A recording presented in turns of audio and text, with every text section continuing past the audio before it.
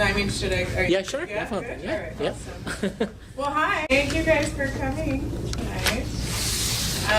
I'm curious, before I get started, I'd love to get some understanding of what you guys are here to gain, what kind of made you want to come, so that I can make sure that I do my best to make this as effective as possible. So if a few of you can just share what, and don't be shy, why you chose to come tonight. Anybody? Yeah? Yeah. Hello, my name is Camkashani. Hi. I'm a media producer and inventor. Well, since recently I had a patented project in IT and a kind of new media production method.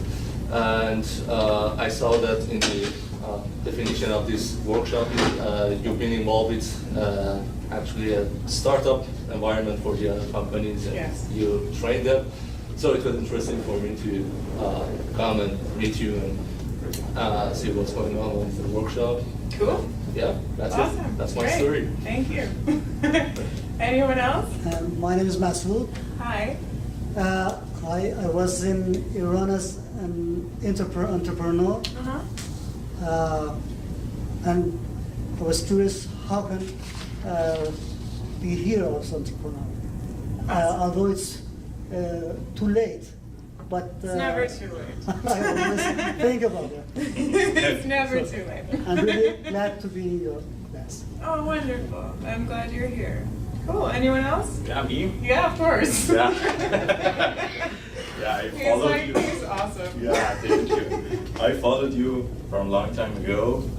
She's the godmother of Silicon Beach in a startup world.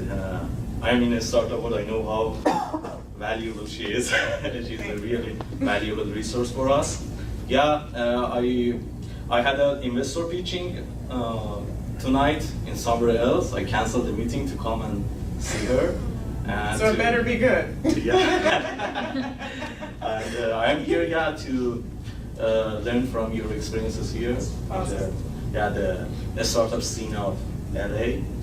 And also, if it is possible, to pitch the idea to you and get your feedback from us. Sure, no problem. Awesome. Well, thanks, guys. Anyone else, or shall we continue? Yeah. My name is Jubin, and I did work for myself for pretty much all my life, and I'm switching my work. That's why I'm here to learn how to switch, because it's very hard to switch Yeah, from I one hear business you. to another business, especially now with technology. Sure. Anything you do is completely different than what I did in last 30 years. Awesome. I love that. That's great. My view is that all that matters is your mind Okay. and how you think about everything. Everything else becomes irrelevant. So, very cool. Thank you for sharing. All right, guys. So then here's how we're going to do this. I'm going to give you a brief overview as to who I am, and then I'm going to share my story. And then following my story, I'm going to go over what I call the 5 common traits of a successful entrepreneur, although this can apply to you even if you're not an entrepreneur.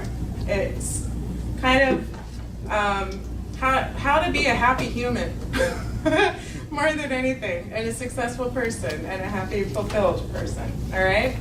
So, hi, I'm Cam. They call me the godmother of Silicon Beach. I will explain what that means in a minute.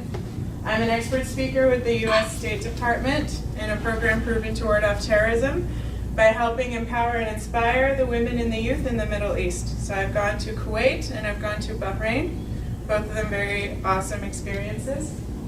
I'm a 3-time founder, so I'm currently on my 3rd company. I'm on the innovation board for Forward.us, which is Bill Gates and Mark Zuckerberg's immigration reform initiative. And I'm a proud single mom of twin boys. They're almost 6 years old. They're amazing. They are my everything in life. I've worked with over 4,000 entrepreneurs and over 700 startups, so I know a thing or two about this stuff. I like to say that my vision is to ultimately transform the economy to thrive off of we as opposed to me. So my current company is called CoExcel, the Human Accelerator. We build badasses. What we have is a really unique and powerful and innovative method of coaching that incorporates transformational coaching, mindset coaching, business coaching, and intuitive coaching.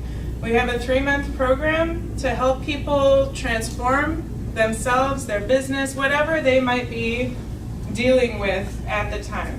And the results have been amazing. It's very fulfilling work. There's nothing else in this world that I'm supposed to be doing. I really, really enjoy it, and it's really cool to see that people are really getting a lot out of it. Cool. So now, we're going to talk about my story.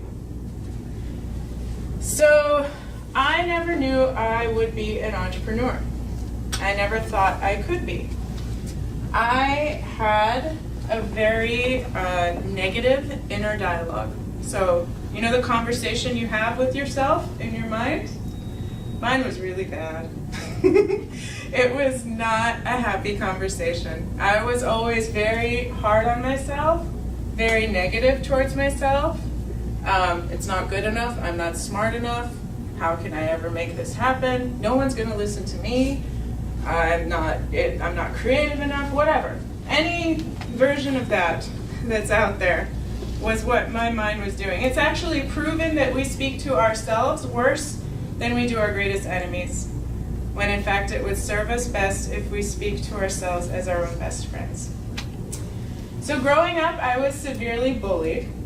I was the kid in school that always ate my lunch in the bathroom by myself.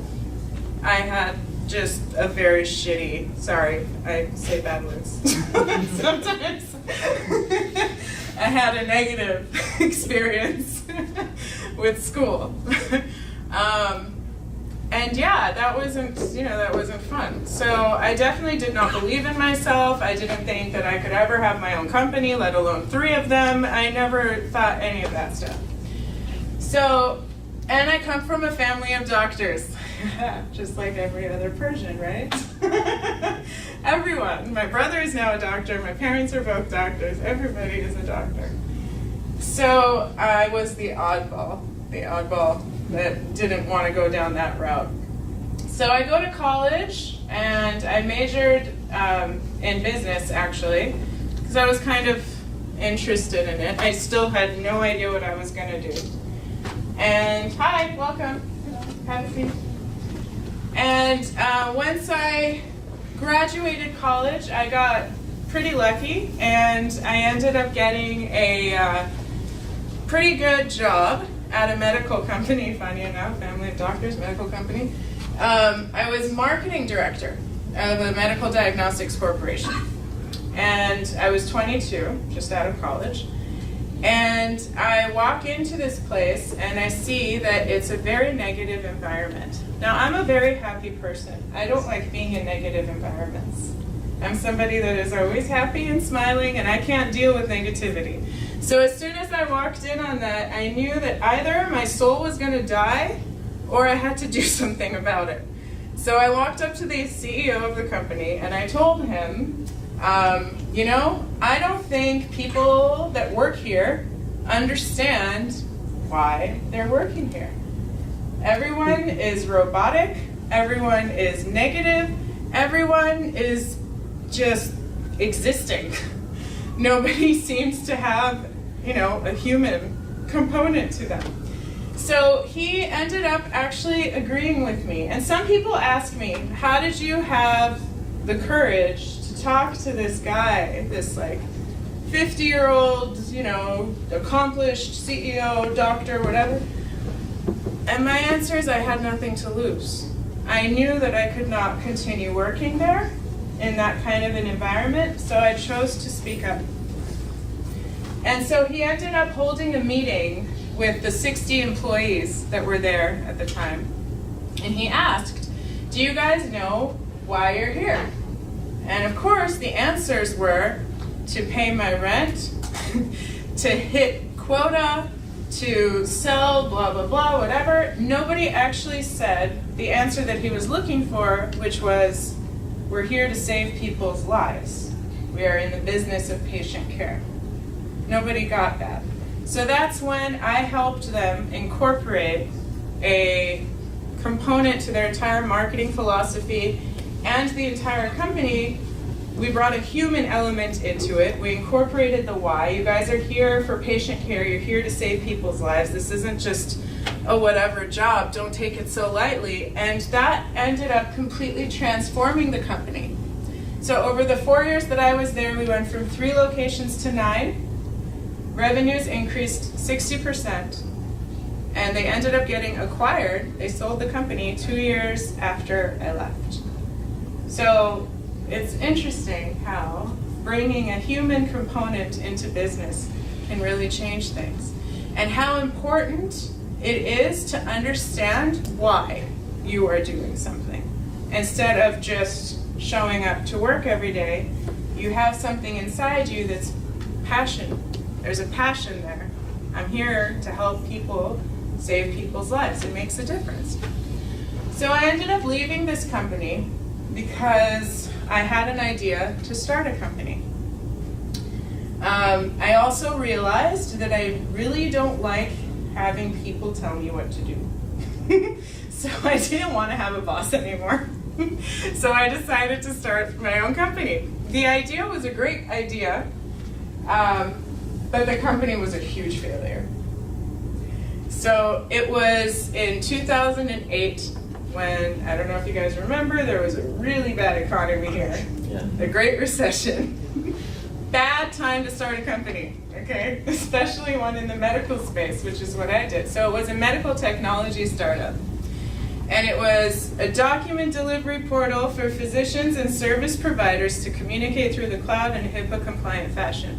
Complicated, but a great idea, but executed horribly and at the wrong time, right?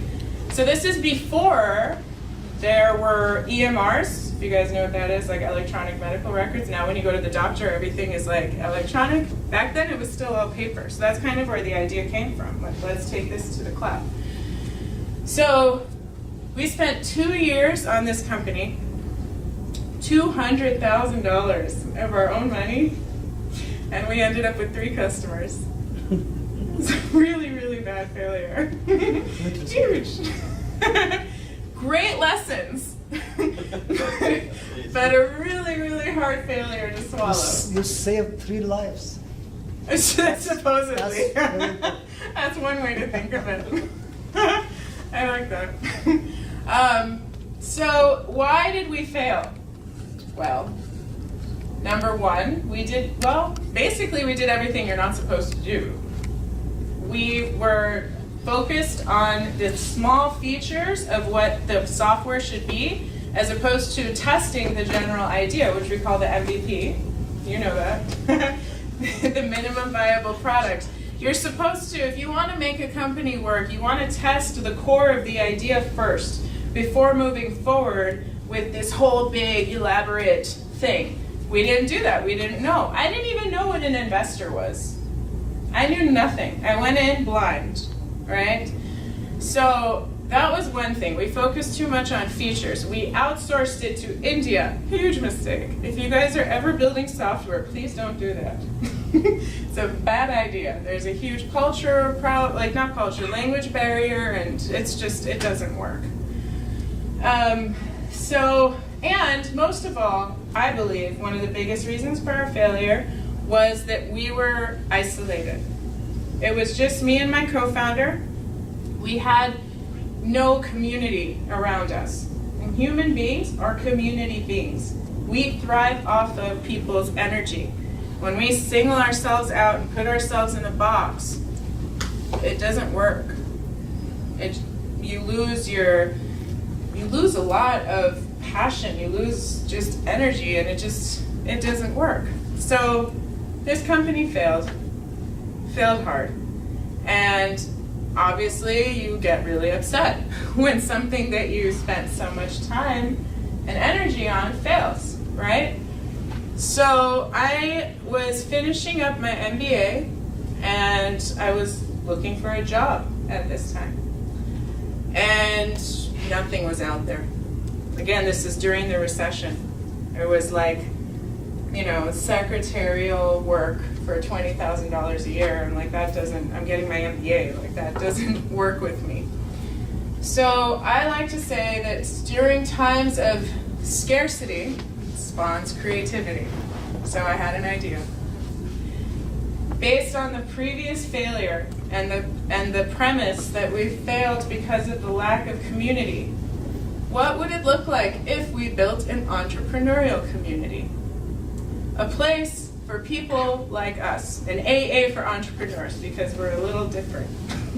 A place where there's mentors, advisors, resources, just a different energy of people around you that are doing the same thing, because building a company is really hard. It's not easy.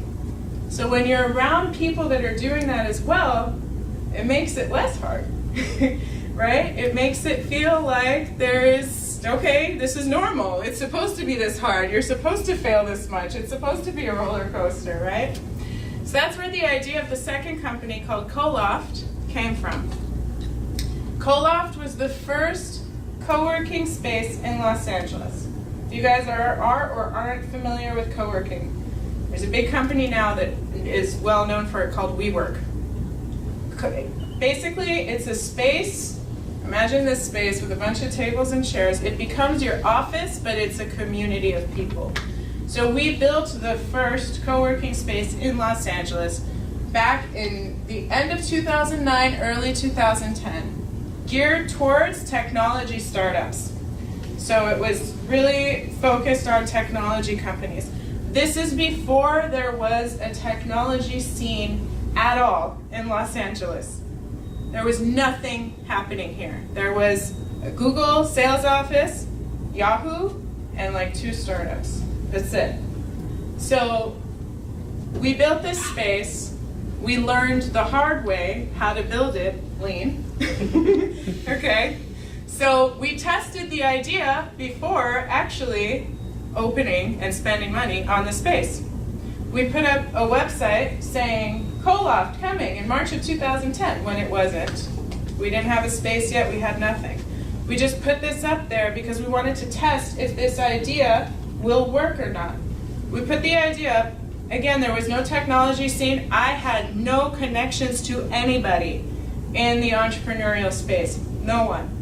So what I did was I sent an email to everyone that I knew, and their mothers and their grandmothers. And I told them, check this out. Please share it with as many people as you can. Let us know what you think. And we ended up actually getting 250 email addresses of people who were interested in this concept. So what we did with that was we surveyed them. We surveyed them and we asked them questions, very lean startup style, that is conducive to you being able to build this business in an effective manner. So I asked them, what would you guys want in a workspace? What's most important to you? The number 1 answer was natural light. The number 2 answer was good chairs. So we knew to spend our money on good chairs and cheap tables. It was helpful. It was effective that way, right? We knew how to allocate our money. And we asked them a very important question. If this space was open right now, would you pay X amount for it? 28% of the people said yes. That's when we knew we had something. So at that moment, we went and we found a great space at a very, very low rate, which was honestly the universe. I don't know how that happened. It was under $2 a square foot in prime Santa Monica. That just does not happen. And we worked on it and opened up the space. And in 4 months, we broke even. Over the 4 years that I was there, first of all, we became a very successful company, a very profitable company.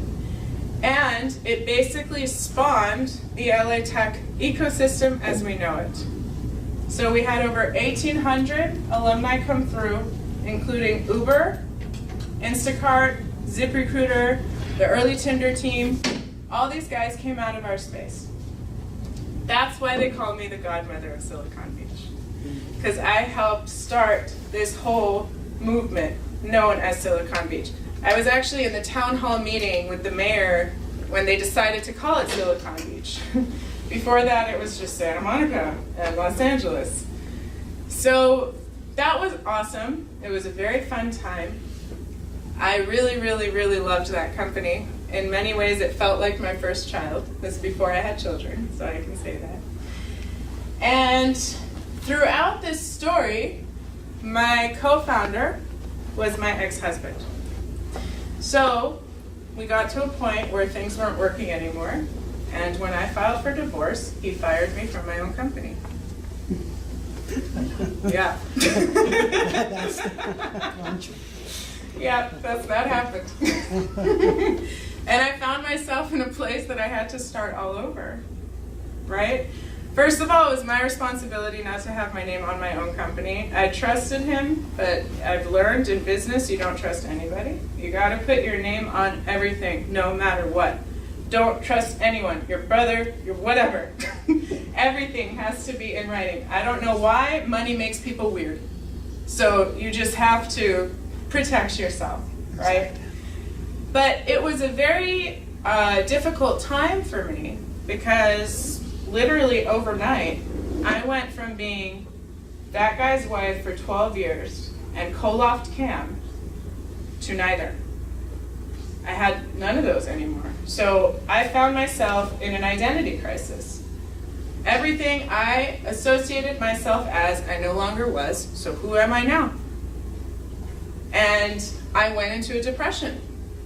My kids were about 1.5 at this time. And it was not fun. But it ended up becoming the best thing that ever happened to me, because it ended up leading to where I am now. And it helped me find a level of awareness and love for myself that I had never had. And now that I have that, nobody and nothing outside of me can take that away. Before, I was identifying way too much of who I am with what is out here. With my company, with my success, with my ex-husband, whatever. What about what's in here?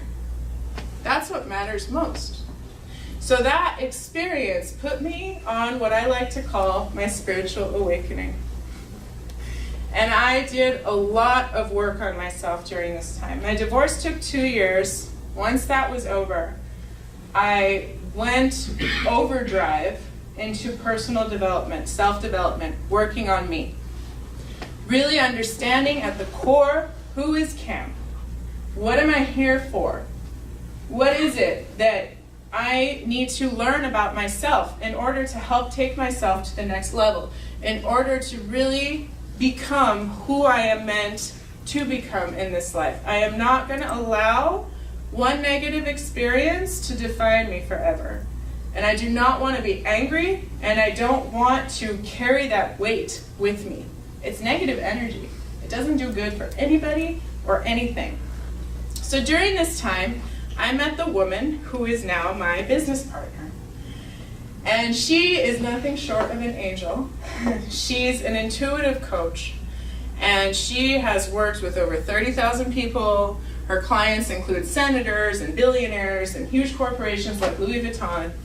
And she saw something in me at that time that I didn't yet see for myself. And she told me that she really believes in me and that there is something greater that I'm here for. I just have to get out of my own way. So her and I, for a period of 9 months, went intensive on the work together, in addition to me going overdrive on the personal development side of things. So I read a lot of books, attended a lot of seminars, got my own coach, did all of that stuff. And in a 9-month period, I literally went from being depressed in my bed to 9 months later, I'm in Kuwait, working with the State Department and inspiring a nation, working with the US ambassador over there. It was nothing short of an absolute miracle, like transformational miracle. I was a zombie, you guys, legit. I was not in a good place. And 9 months later, I'm like helping a nation of people. It was like, what just happened here? And I realized that what changed was how I was thinking. It was my mind.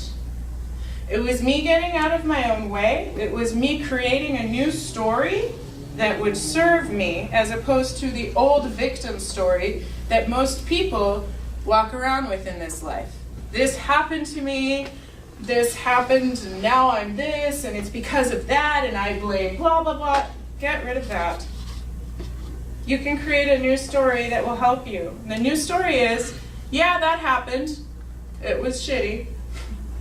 And now I'm gonna do something else. Because if you live in the past, you're screwed. It's that simple. Good luck to you. Everyone goes through problems. Everyone goes through hardships. Everyone goes through things in life that is testing you. And that's hard to come back from. But it doesn't happen to you unless you are strong enough for it to happen to you. So you gotta stand up, rise up, and make a difference. So at that time in Kuwait is when I had the idea for the company that I have now.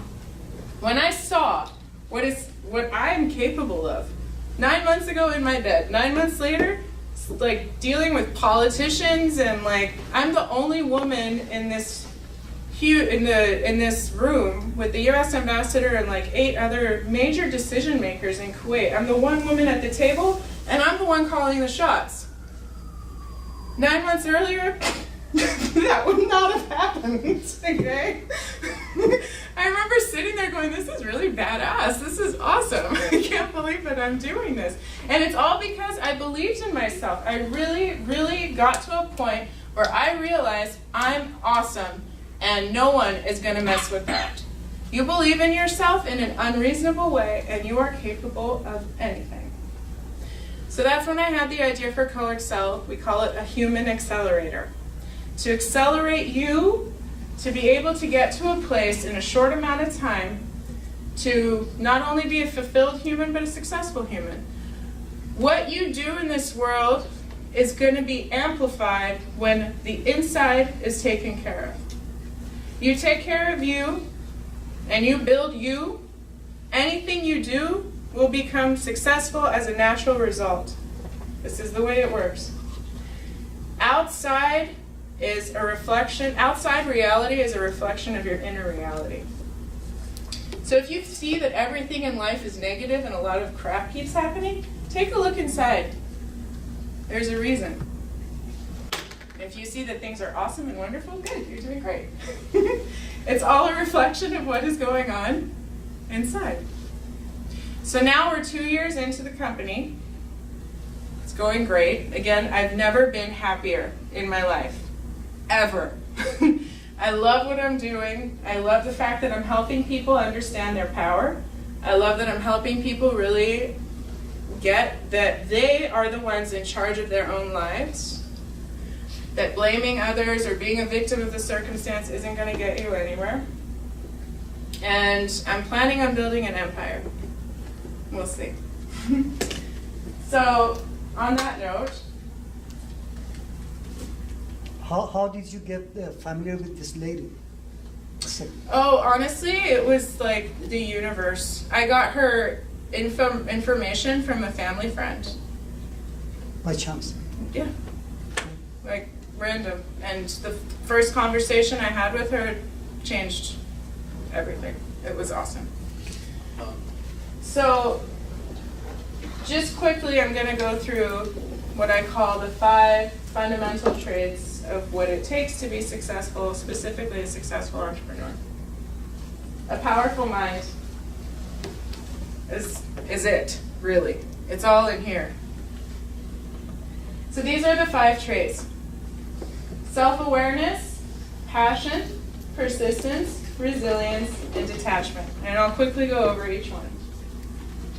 Self-awareness, if you notice the theme in my story, once I understood who I truly am, everything changed for me. Understanding who you are at a level of unwavering self-awareness. Who am I? What am I here to do? Just really deep, who am I? At a core level, not at an ego level. not at a material level. It's not about where you live. It's not about where you work. It's not about what you do. Who are you at the core? Your heart, your soul. Who are you? What inspires you? What are you here for? You find out the answers to that, life completely transforms. Passion. Passion is really important. I like to say that passion is your fuel. Passion has been my fuel in terms of what I do. So when it comes to what you do, are you passionate about it? And directly related to that, what inspires you? You ask yourself that question, you're able to understand more what you are passionate about. So my answer, I'm always inspired by the human potential. I'm inspired by the power of a human being. So that's why I do what I do. I help people become aware of their power and more powerful. Persistence and resilience, these two go hand in hand. Persistence, I think in our culture we are very persistent as it is. It's like a trait we are born with. So we are always pushing and we're always trying to get our way and we don't let go until we get that yes. That's awesome. Don't ever lose that. Just keep doing that. You don't give up. No just means not yet. You just got to keep pushing, right? Resilience. There's a Chinese proverb, fall 7 times, stand up 8. That's resilience. The world is going to knock you down, crap is going to happen, things are going to be hard. Are you going to let it keep you down, or are you going to get back up? It's getting back up that defines the person, that helps the person get to another level. And detachment, which is my favorite one. Detachment is, I created a formula, this is what I call a formula for it. Once I get X, I will become insert state of being. So once I get, whatever, funding, if you're building a company, I will be happy. Once I sell my company, I will be happy. Once I have that job, I will be happy. You're always putting your happiness at the expense of something potentially happening. What if you could just be happy now, with or without that thing happening? Because you can. If you're always chasing something, it'll always chase you. That thing's going to keep on changing. It's going to become more and more and more and more and higher and higher and higher, and you're never going to truly be happy. So consider the possibility that you can be happy now should you choose to. Human beings are really powerful. We are able to decide if we want to be happy now. Some of us are just really used to being unhappy, so it's easier. But, put that aside and know that it's possible to completely change and reprogram that pattern in your mind. This is kind of related to detaching. You want to be agile like water. Bruce Lee had a famous quote that said, "Be like water." So it's being very present in the moment, not being attached to a certain thing happening. Because sometimes when we're in the pursuit of trying to create what we want, we miss other things that might be better. So you got to be really, really present and agile in the process, moving and kind of maneuvering accordingly so that things work out in your favor. Like I just said, be present, be powerful. And this is my favorite quote: the only thing that stops you is you. Thank you. Thank you. I'd love to take questions, open forum. If you guys have questions, don't be shy, feel free. And you can follow me on Instagram.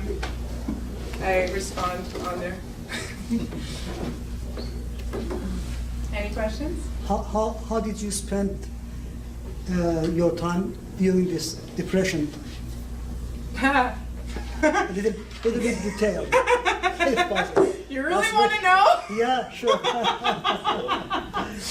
Not the privacy.